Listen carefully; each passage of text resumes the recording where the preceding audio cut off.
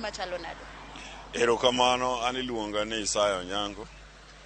Jatelo, ng'ama iluongo ni jatelo, mokwongo nyaka obed ng'ama ja ratiro. Mar ariyo, ng'ama iluongo ni jatelo nyaka bed ng'ama winjo wach.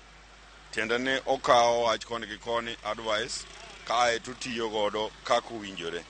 Jatelo nyaka bed ng'at ma tolerant.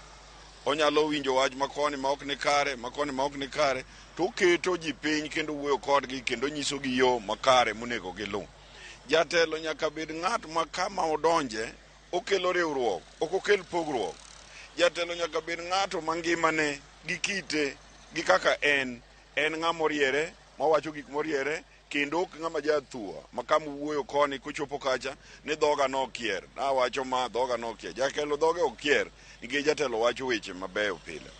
Adieri moloyo kata kaka thurwa ka ei Kenya kama wantie ni, wadwaro ni mondo wabed gi jotelo moriere. Jatelo nyaka bed ng'ama kawuoyo to joma winje, joma nene, joma ong'eyo ni ma jatelo.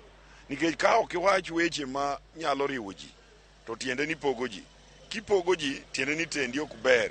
Nyaka ibed jatelo maketo ji kamoro achiel, riwo ji kendo ji wacho wach mowinjore e kama ji nitie. To sama igoyo gi kogno mondo mi oyier jatelo makare, ang'o mowinjo ng'eyo? Owinjo dew ng'ato koso winjo yiere kaluwore kod timne? Chik noselos e Kenya ka mano okel gi miluongo ni chapter 6. Matiende ni idwa ni ong'i ni kamwa ketie ni in ng'ato ma weche mag mibadhi bor kodi. In ng'ato ma pod ok oyako gimoro kata okawo gimoro e yo ma ok ni kare.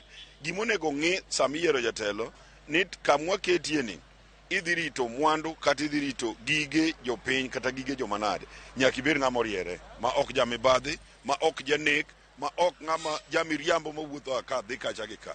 Jatelo nyaka yier kaluwore gi chike man waseketo ni jatelo bedo ng'at ma ok oja mibadhi.